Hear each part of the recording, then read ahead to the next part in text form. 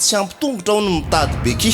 fa tsy ampy-malala dia mitady chéri ka rehefa nandeha ny navaratra nandeha ny atsimo nandeha ny atsinanana zao andray matoy zao dia ato aminareo any tompony misy maresy lahatra ny fony satria ato aminareo ny misy alezana domona malemipaika zay manambaka ny volomerarany arivo ka nababo an'izao fony zanaka izao mbola nanamafy izy manao hoe reny rano madi mangamanga hono ny aty aminareo ka tazan-davitra fa finaretany masy moa atonona akaiky malala hitahita avetrany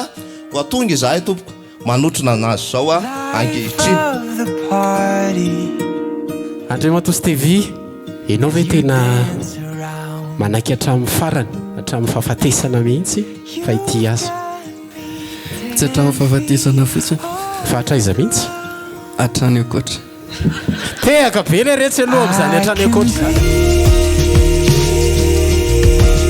dia andray matoa rakotony aina Stevy mampianina io ary sendra ry lala rojo finaritra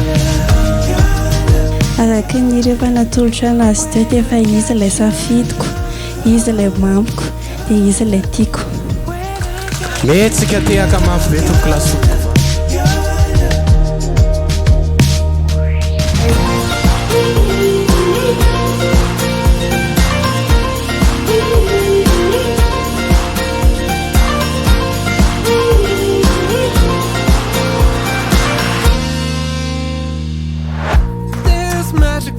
throughout my veins,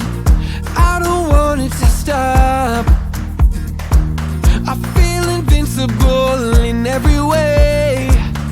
I'ma give it all I got. I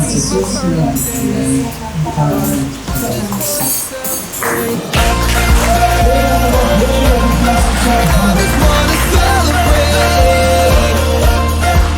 'cause it's a good day, good life. I just wanna celebrate all night.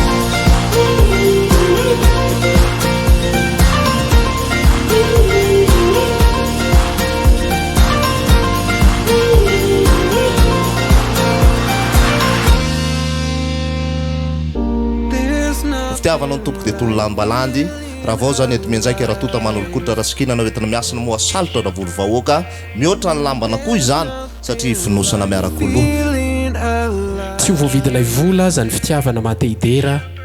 asehonareo izany